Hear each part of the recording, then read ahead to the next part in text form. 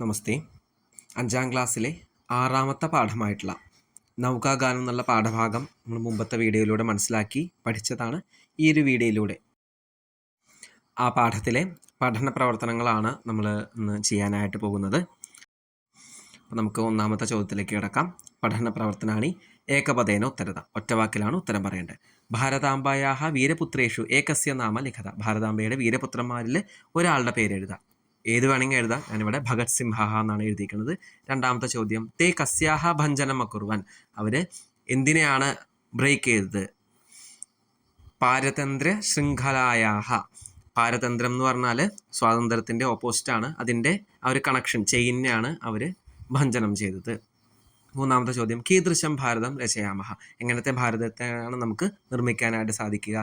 നിർമ്മിക്കേണ്ടത് ആത്മനിർഭരമായിട്ടുള്ള ഭാരതത്തെയാണ് നമുക്ക് നിർമ്മിക്കേണ്ടത്.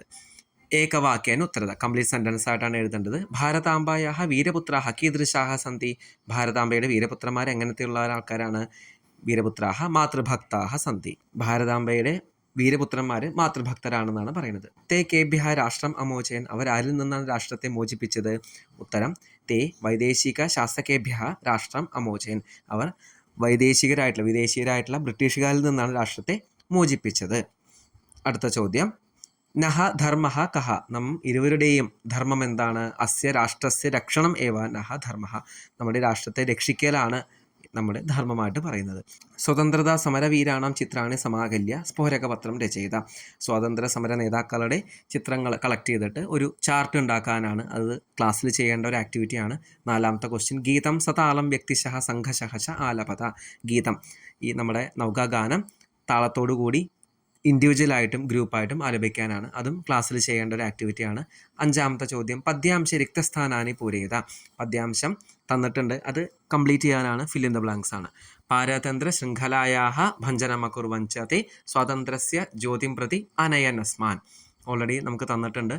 ആറാമത്തെ ക്വസ്റ്റ്യൻ, ഉദാഹരണാനുസാരം സ്വാതന്ത്ര്യ സമരേഷു പ്രയുക്താനി ഘോഷണവാക്യാൻ ലിഖത. സ്വാതന്ത്ര്യ സമരത്തിൽ യൂസ് ചെയ്തിട്ടുള്ള സ്ലോഗൻസ് എഴുതാനാണ്. ഉദാഹരണം കൊടുത്തിട്ടുണ്ട്.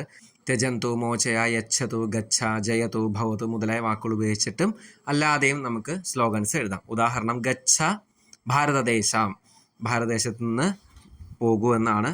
ജയതു ഭാരതം, രണ്ടും നമുക്ക് എഴുതാം. കൂടാതെ ഭാരതം മോചയ, സ്വാതന്ത്ര്യം യച്ഛതു, ജയതു രാഷ്ട്രം മുതലായവയൊക്കെ നമുക്ക് എഴുതാവുന്നതാണ്. അടുത്തത് ഏഴാമത്തെ ചോദ്യം, ലിറിട്ട് ലകാര രൂപാണി വധത. ലിറിട്ട് എന്ന് പറയുന്നത് ഫ്യൂച്ചർ ടെൻസ് ആണ്, ഭവിഷ്യത് കാലാണ്. പഠധാതു ലിറിട്ട് ലകാര, മുമ്പ് പഠിച്ച പോലെ ആണ് ഇവിടെയും പഠിക്കാനായിട്ടുള്ളത്.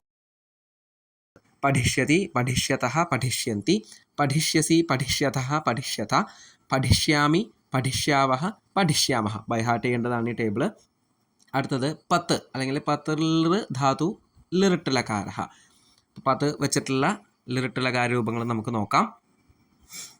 പതിഷ്യതി, പതിഷ്യതഃ, പതിഷ്യന്തി, പതിഷ്യസി, പതിഷ്യതഃ, പതിഷ്യത, പതിഷ്യാമി, പതിഷ്യാവഹ, പതിഷ്യാമഹ. പതതി എന്ന് വെച്ചാൽ വീഴുക എന്നാണ് അർത്ഥം. എട്ടാമത്തെ ചോദ്യം, ഉദാഹരണാനുസാരം റിക്തസ്ഥാനാനി പൂരയത. ബാലഃ ഗമിഷ്യതി, ബാലൗ ഗമിഷ്യതഃ, ബാലാഃ ഗമിഷ്യന്തി. ലിറിട്ട് ലകാരാണ്, ഫ്യൂച്ചർ ടെൻസ് ആണ്. ആൻസർ ചെയ്യാം. ആചാര്യഃ വദിഷ്യതി, ആചാര്യോ വദിഷ്യതഃ, ആചാര്യാഃ വദിഷ്യന്തി. ബാലിക പഠിഷ്യതി, ബാലികേ പഠിഷ്യതഃ, ബാലികാഃ പഠിഷ്യന്തി. ഹംസഃ തരിഷ്യതി, ഹംസൗ തരിഷ്യതഃ, ഹംസാഃ തരിഷ്യന്തി. ഛാത്രഃ ലേഖിഷ്യതി, ഛാത്രൗ ലേഖിഷ്യതഃ, ഛാത്രാഃ ലേഖിഷ്യന്തി. വൃദ്ധഃ ഹസിഷ്യതി, വൃദ്ധൗ ഹസിഷ്യതഃ, വൃദ്ധാഃ ഹസിഷ്യന്തി. അജഃ ഖാദിഷ്യതി, അജൗ ഖാദിഷ്യതഃ, അജാഃ ഖാദിഷ്യന്തി.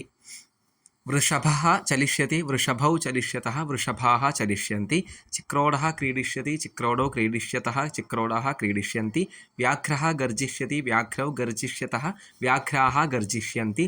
പർവതഃ സ്ഥാസ്യതി, പർവതൗ സ്ഥാസ്യതഃ, പർവതാഃ സ്ഥാസ്യന്തി.